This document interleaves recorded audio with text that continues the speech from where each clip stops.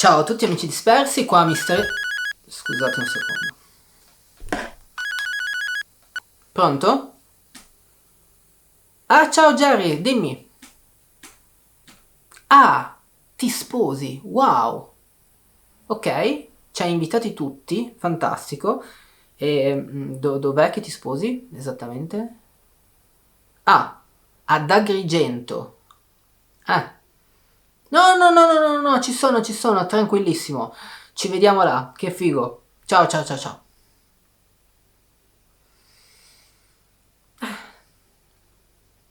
Yeah. Ok.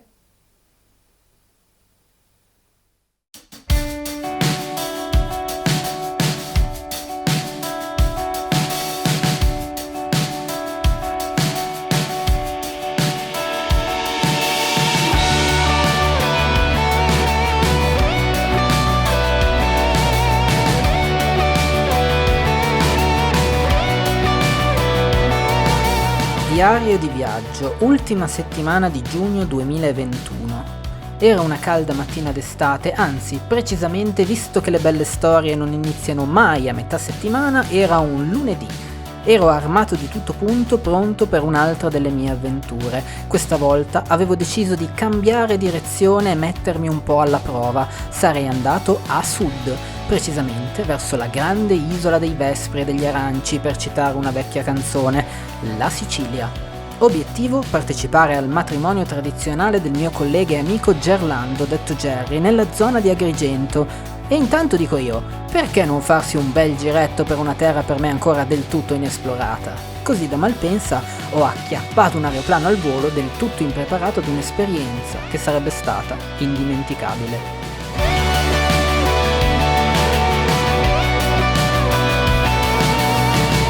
La prima cosa che si nota poco prima di arrivare all'aeroporto di Palermo, oltre a prendersi male che l'aereo sembra quasi volare a pelo dell'acqua, è il suo famoso Monte Pellegrino, che sembra quasi proteggere la città da occhi indiscreti.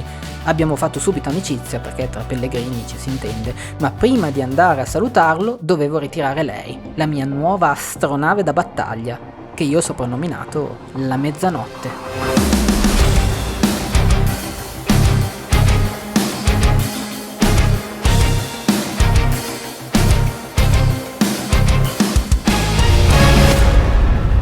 Ok ragazzi, sto guidando sull'autostrada siciliano, molto piano, con calma. Appena arrivato ero decisamente un po' spaesato. Non so dove devo andare, io non conosco nessuna zona qua ed è fighissimo. È molto strano questo posto per me. Boh. Tuttavia avevo studiato bene il territorio e avevo preso l'hotel in una zona poco fuori da Palermo, in un bellissimo paesino caratteristico di nome Sferracavallo. Non stavo più nella pelle, non vedevo l'ora di esplorare, anche perché avevo scoperto che lì vicino vi era una riserva naturale, proprio sotto il monte di prima, e farci un salto il primo giorno mi sembrava il top. Ma ora vi stupirò. Appena arrivato c'era una persona ad accogliermi. La Franci è una ragazza palermitana doc che si è gentilmente prestata qualche giorno per portarmi nei suoi posti preferiti. È iniziato così il nostro pomeriggio spensierato a zonzo per la riserva naturale di Capogallo. In realtà bisogna dire che abbiamo scoperto un po' di cose strane, a cominciare da questa spaventosa sfinge con un'aria what the fuck, per poi arrivare ad uno strano posto chiamato Trullandia. Non ci siamo fatti domande e abbiamo ancora proseguito all'interno della riserva. Un posto stupendo, il mare era calmo e quieto e il suo profumo invadeva i nostri polmoni. Pace e serenità, insomma. Era ora di una meritata pausetta sugli scogli.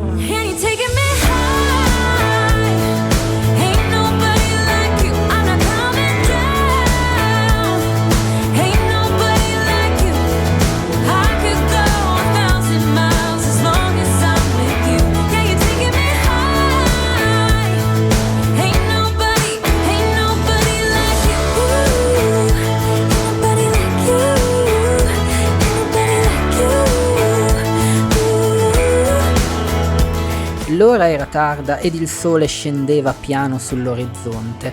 Dopo aver salutato il mare ed esserci ristorati con un buon arancino, buonissimo, era venuta l'ora di andare a dormire. Ma buongiorno, secondo giorno. Non vi ho fatto vedere la stanzetta, come vedete, questo è il mio letto, lì c'è un altro letto, non so come mai, e niente, adesso farò colazione e poi andrò in centro a Palermo, in macchina. Palermo mi attirava perché è una vera città di oscurità e luce. Penso che ci vorrebbe probabilmente un video intero solo per quella, o anche una decina in effetti. Tra monumenti, storia e cultura c'è veramente da perdersi nella propria mente.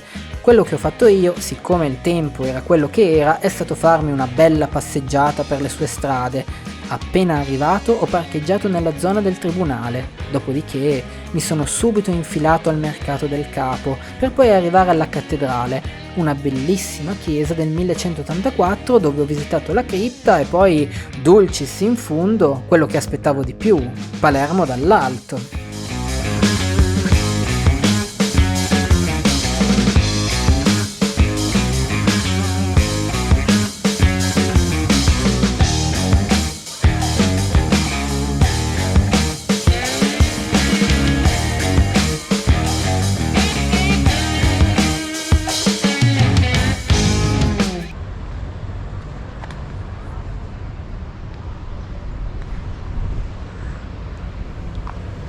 Ma non era mica finita qua, no! Camminando per il centro è possibile vedere il bellissimo palazzo dei Normanni, una chiesa medievale normanna che si chiama San Giovanni degli Eremiti con queste 4 cupole stranissime, i 4 canti, incrocio delle 2 vie principali di Palermo, il mercato di Ballarò e di Vucciria dove ho scoperto l'esistenza della Stighiola, penso si pronunci così, i 2 bellissimi teatri, la piazza della Vergogna e insomma un sacco di altre cose. Ammetto di essermi sentito un po' intimorito in questa città super movimentata, turistica, un po' caotica e soprattutto molto estroversa, ma pian piano ci si fa l'abitudine. Insomma, mi dava l'impressione di una vera città pirata. Stavo per imbarcarmi per una scorribanda verso l'isola del Teschio quando è arrivata di nuovo la Franci a salvarmi dalle mie idiozie. Sei terribile. Riportato a forza sulla retta via mi ha prima portato a Zonzo, poi abbiamo mangiato uno strano dolce buonissimo chiamato gelo di melone e poi mi ha presentato qualche suo amico, persone super simpatiche e cordiali con cui ho parlato un po' delle innumerevoli storie della città, delle differenze fra nord e sud e soprattutto di quanto sia buonerrimo il gelato in Sicilia. Approvato, niente da dire. Dopodiché, scattate circa le 4:30, loro sono tornati ai loro affari ed io mi sono accorto di una terribile verità. Ok ragazzi, rientro in albergo adesso perché vado a cercare la mia carta d'identità che spero che sia lì. Se non è lì, adesso vediamo come fare e speriamo che sia lì.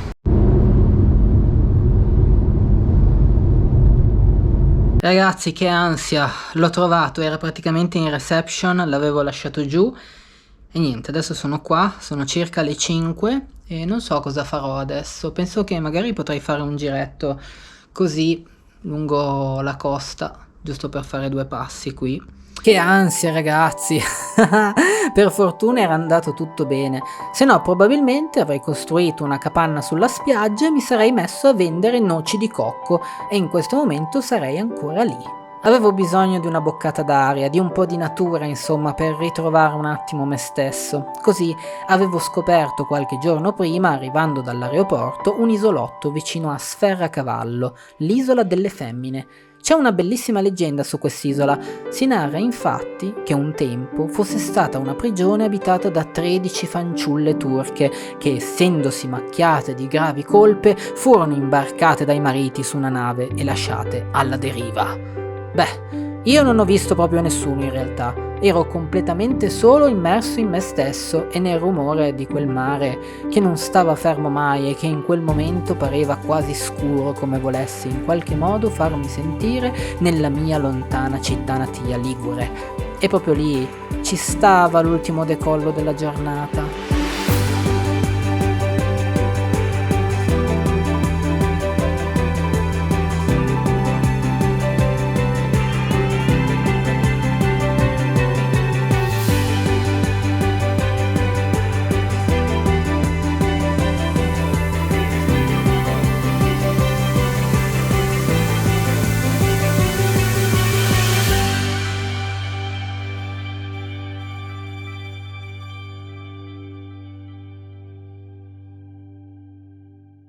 Buongiorno my friends, come state? Oggi c'è un tempo piuttosto nordico, come potete vedere, tutto grigio, però ci sta. Oggi vi porto ad Erice, che è un posto con un bellissimo castello arroccato e non vedo l'ora di vederlo.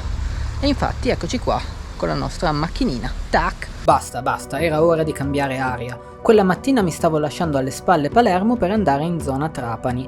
Avevo letto su una guida infatti di questo borghetto tutto di pietra costruito su una collina e dominato da un bellissimo castello, il Castello di Venere. Castello con leggenda, non potevo perdermelo. Così, mentre sfrecciavo sull'autostrada, il paesaggio cambiava intorno a me e dopo un'oretta e sono arrivato ad Erice e adesso vado a vedermi questo piccolo paesino. Ho parcheggiato in questo parcheggio gigantesco poco fuori dalla città e niente, praticamente è un parcheggio a pagamento, però ci sta perché è bello largo e comodo perché la città è subito lì dietro. Adesso vi porto a vederla e farò un sacco di riprese e poi farò anche uno svolazzino dopo, anche se c'è questa strana struttura che non vorrei che dia problemi, però vediamo. Oltrepassando la famosa Porta Trapani, eccomi lì, circondato nuovamente da mura a zonzo per il bellissimo borghetto di Erice.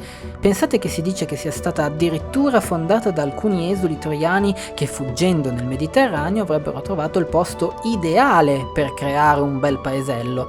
Poi era stata prima conquistata dai Romani, poi dagli Arabi, poi dai Normanni e poi, non contenti, pure dagli Spagnoli. Insomma, un centro che amava essere conquistato. Al primo impatto ero rimasto affascinato da queste vie strette fatte completamente di pietra e ammetto che in alcuni momenti mi è sembrato quasi di tornare in qualche borghetto della Toscana, nonostante ovviamente fosse del tutto diverso, però avevo bisogno di un po' di avventura.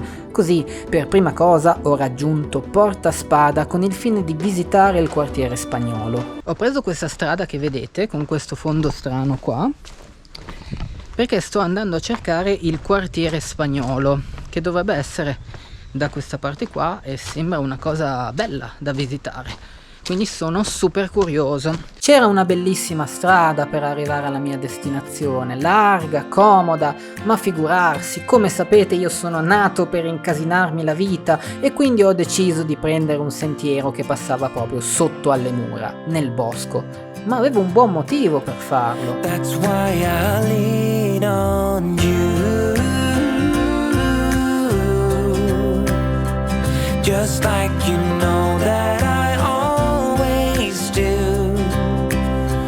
Oh, listen now, I'll never make it, so help me pull through.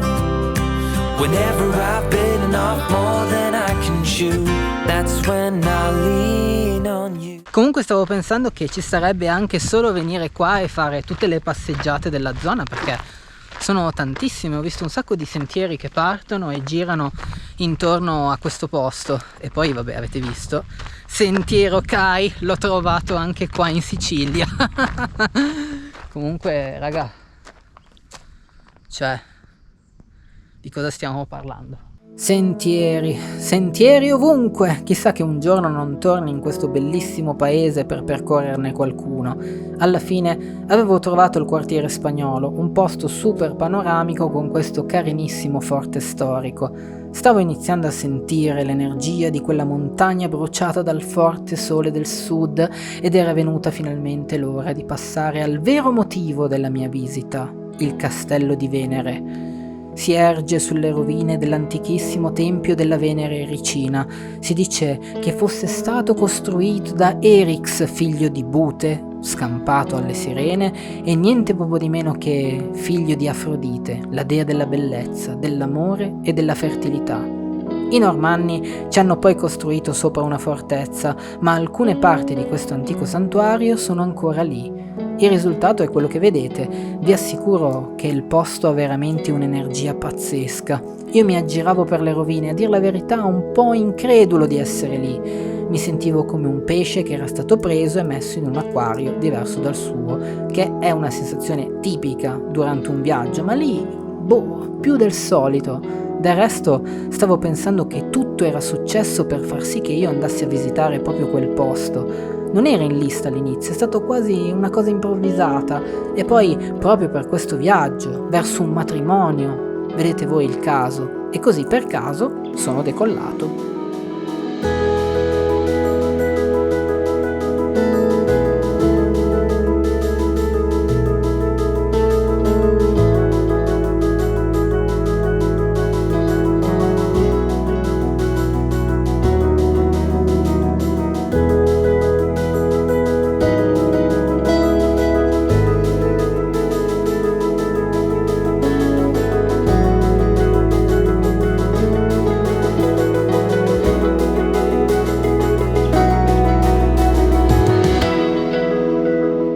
E va bene, direi che abbiamo visto più o meno tutto qua, manca ancora qualcosina però ho deciso, visto che ho ancora un po' di tempo, di cambiare location e andare a vedere cosa c'è a Scopello, perché non ci sono mai stato e niente, proviamo, visto che abbiamo tempo, non era preventivata questa cosa, non l'avevo messa in conto all'inizio, però dai, esploriamo che ci sta. Scommetto che si è fusa la macchina dentro. Oh, che caldo che fa!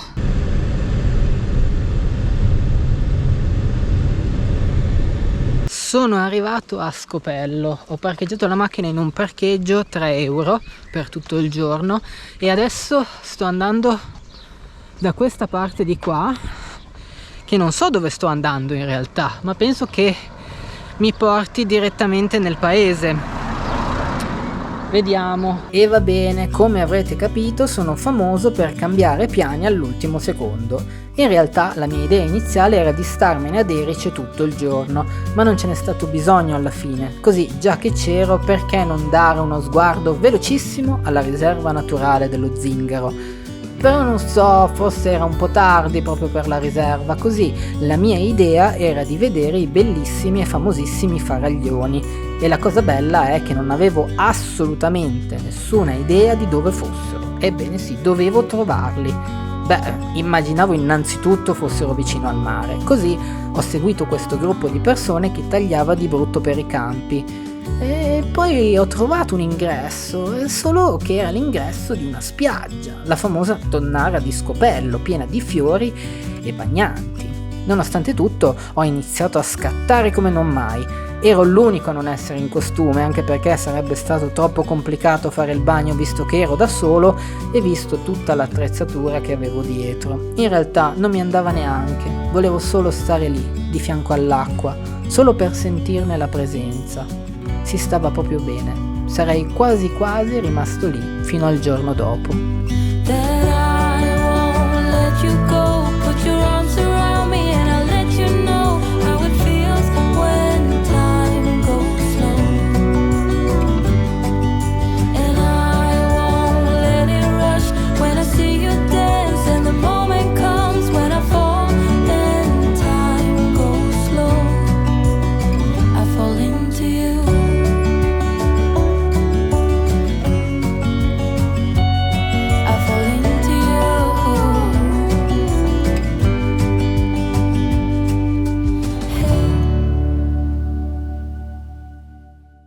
Giorno numero 4 e oggi ragazzi vi porto a Cefalù.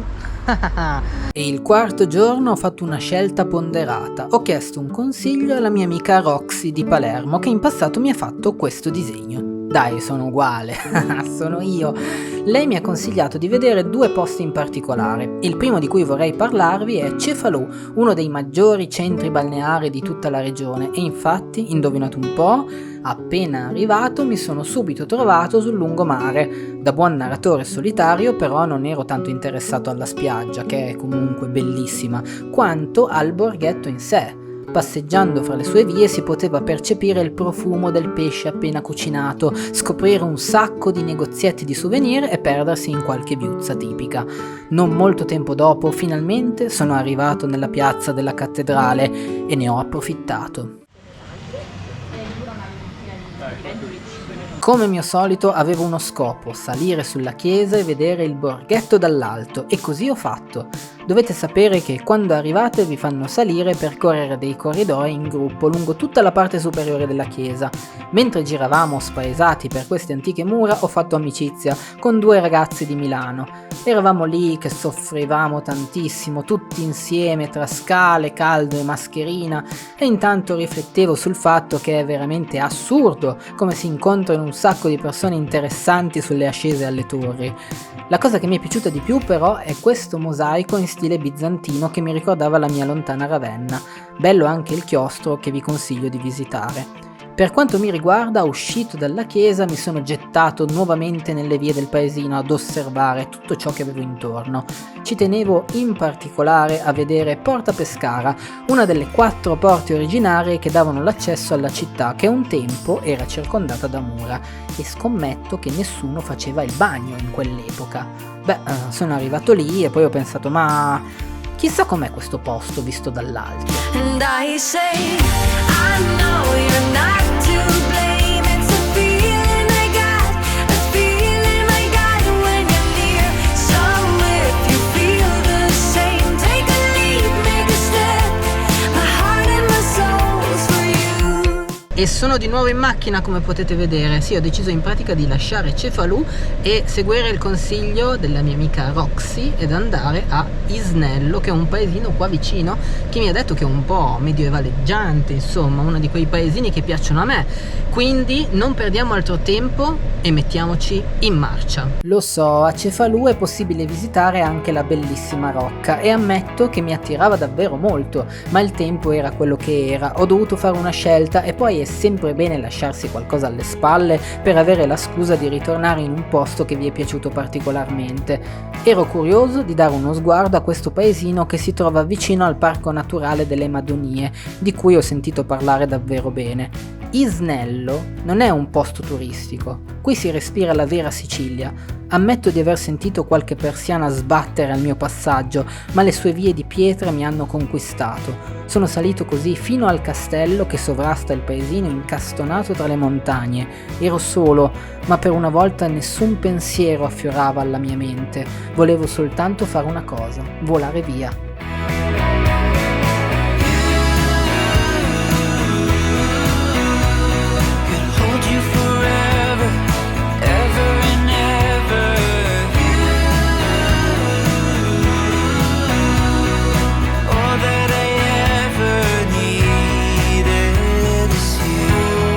Ok ragazzi, devo dire che è stato veramente figo svolazzare qua, anche perché appena sono salito sono arrivate un sacco di rondini che hanno cominciato a girare intorno al drone e probabilmente si vedono anche nel video.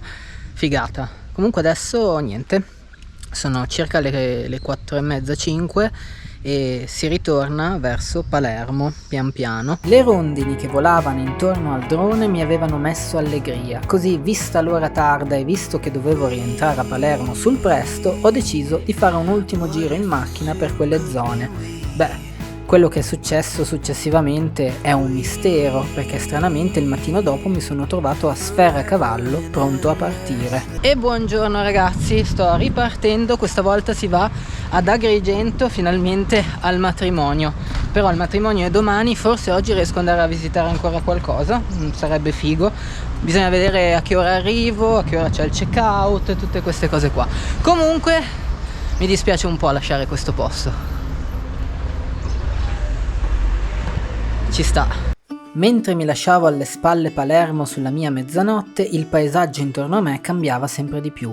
Non mi ci è voluto molto ad arrivare. Dopo un paio d'ore ce l'ho fatta, sono arrivato all'hotel Tre Torri, che è quello che vedete dietro di me, e sono a Villaggio Mosè in provincia di Agrigento e adesso vado a sistemarmi in stanza. Ragazzi, sono arrivato in stanza, guardate che bella che è gigante e c'è persino un arco. E c'è il mio lettino qua, c'è l'aria condizionata e poi c'è il bagno qui. Ne riesco ad accendere la luce, che insomma dai, ci può stare, carino. Ragazzi, ho fatto un mini ronf di un'oretta perché veramente non ce la facevo, ero stanchissimo, e adesso si va a vedere la Scala dei Turchi. Ero veramente curioso di vedere questo prodigio naturale, una struttura bianca di roccia calcarea che formava proprio una scala. Si chiama così perché si dice venisse usata in passato dai Saraceni per approdare e saccheggiare i villaggi delle zone. Ma ovviamente, ragazzi, indovinate un po'? C'è una leggenda, sì. Si narra qui dell'amore di due giovani, lei, Rosalia, figlia di buona famiglia, e lui, Peppe, un operaio. Un giorno, come tanti, si incontrarono per caso e si innamorarono perdutamente l'uno dell'altra. Purtroppo però il padre di lei, scontento della condizione economica del ragazzo, si mise in mezzo e prima proibì a Rosalia di vedere Peppe e poi la sbatté in un monastero vicino a Palermo. Così un giorno scapparono insieme. Si giurarono di rimanere uniti per la vita e per la morte e si buttarono da Capo Rossello nel vuoto. Lì ora sorgono due scogli uniti per mano da una piccola lingua di roccia, lo scoglio di Zito e Zita, e si dice che nelle notti di luna piena, vicino alla rocca Gucciarda, si sente Rosalia cantare una canzone malinconica. Brutta storia, ragazzi. Tuttavia vi consiglio di fare un salto qua giù, se non altro per parlare un po' con il mare, che qui mi è parso particolarmente socievole. Ho persino visto un granchio. Ma veniamo al punto. L'ora del matrimonio era arrivata. E così, il 3 luglio 2021 ero lì. Sì, ero in piscina, il matrimonio cominciava alle 3, mi sono fatto una bella nuotata, di quelle che fanno venire fame davvero, no comment per la cuffia, per favore. Poi è venuta l'ora, ed eccomi vestito di tutto punto in questo paese disperso nelle campagne di Agrigento, e poi lo sposo, la sposa, un sacchissimo di persone, la messa tradizionale con tutti i colleghi super tirati che non sapevo mai se dovevo alzarmi, sedermi o stare sdraiato, fotografie, droni, tanta felicità, festa, giocolieri completamente matti, tante cose da mangiare, balli di gruppo, fuochi d'artificio. Non avevo mai visto una cerimonia così sontuosa, una vera celebrazione. Ci siamo stradivertiti, ho anche assaggiato la stighiola di cui vi ho parlato prima e l'ho fatto davvero pro a luna di notte. Fatto sta che alla fine sono arrivato in stanza, anche se, ero un po' a pezzi. Ok, my friends, sono arrivato in stanza adesso. Sono le 4:10. Ho fatto fatica a trovare parcheggio davanti all'albergo e adesso si va a dormire perché sono stanchissimo. Quindi a domani, guys. Cheers. Il giorno dopo erano le 2:30 inoltrate e io mi ero svegliato da mezz'ora. La stighiola si agitava come un demone fatto a serpente a sonagli nel mio stomaco, ma io per esorcizzarla avevo deciso di usare il metodo Brutal Force. Ho ritirato fuori il mio cappellino, adesso si va alla Valle dei Templi, ragazzi. Comunque è distante 4 minuti da questo hotel, quindi è vicinissimo, che figo. Ci sta di brutto, non vedo l'ora di arrivarci. Un mio vecchio allenatore diceva sempre: quando il tuo corpo dice no, tu insisti. E io, preso dalla curiosità, stavo andando proprio nell'ora più tremendamente calda del giorno a vedere la Valle dei Templi. Speravo forse mi suscitasse una visione? No, in realtà è perché ero troppo curioso e volevo assolutamente vedere questo posto. E poi dai, c'è un lato positivo. Alle 2 del pomeriggio non c'è nessuno. Dire che faceva caldo è un eufemismo comunque. Ero una torcia umana, tanto che all'ingresso pensavano avessi la febbre perché ero 38 gradi e mezzo. Ma non importava, ero troppo curioso. Nella valle si possono vedere le rovine di numerosi templi e siti archeologici, vi lascio un link in descrizione se siete interessati ad approfondire. Quelli che mi sono piaciuti di più sono il Tempio di Giunone, il Tempio della Concordia e il Santuario delle Divinità Ctonie. Diciamo che sono quelli che mi hanno stimolato di più fotograficamente parlando. Sentivo di nuovo una grande energia, tuttavia in questo posto non ho percepito pace e serenità, ma forte contrasto. Il contrasto della città moderna con l'antichità, il contrasto delle colline bruciate dal sole, quello dei turisti che stonavano un po' nell'ambiente e quello di una civiltà scomparsa ma ancora presente, come nascosta, in profondità. Ed è questo il bello di questo luogo. Sembra che nasconda qualcosa, che racchiuda un mistero che solo pochi sanno leggere, che resiste alla modernità del tempo. Chissà che sotto a qualcuno di questi templi non ci sia qualcosa che risvegli questo mistero, un antico potere che un giorno verrà portato alla luce. Sono stato lì per circa 3 ore a scattare come un matto e poi ho raggiunto gli amici del matrimonio alla loro villa in piscina.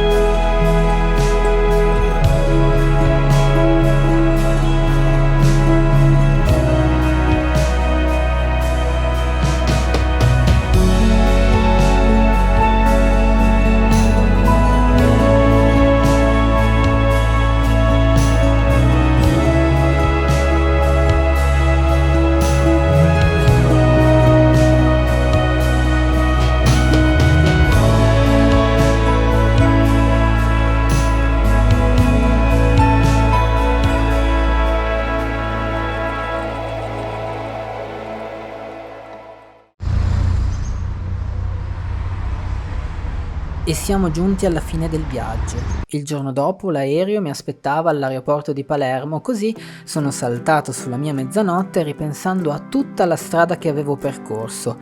Mi ero accorto che in tutto il viaggio c'è sempre stato un sottofondo musicale ricorrente, ovvero l'amore.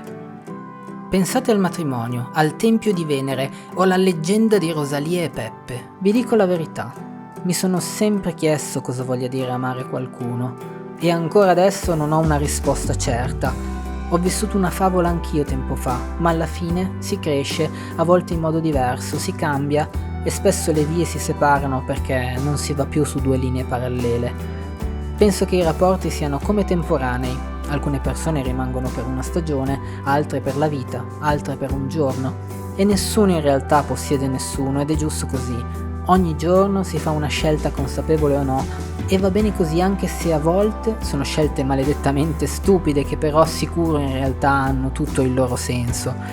Quindi l'unica cosa che si può fare è vivere il momento con la persona a cui si vuole bene, perché quello è davvero prezioso. Nessuno dei due se lo dimenticherà mai ed è veramente un dono, un qualcosa di cui essere sempre grati, senza rancori. Anche io ho alcuni ricordi condivisi che resteranno impressi nella mia memoria, belli, brutti, alla fine rifarei tutto. In passato ho fatto un sacco di scelte, per ora vivo la mia vita spensierata, sono felice e forse un giorno incontrerò nei miei viaggi una ragazza con cui vivere le mie avventure, con cui condividere i miei momenti, ed allora insieme faremo una scelta.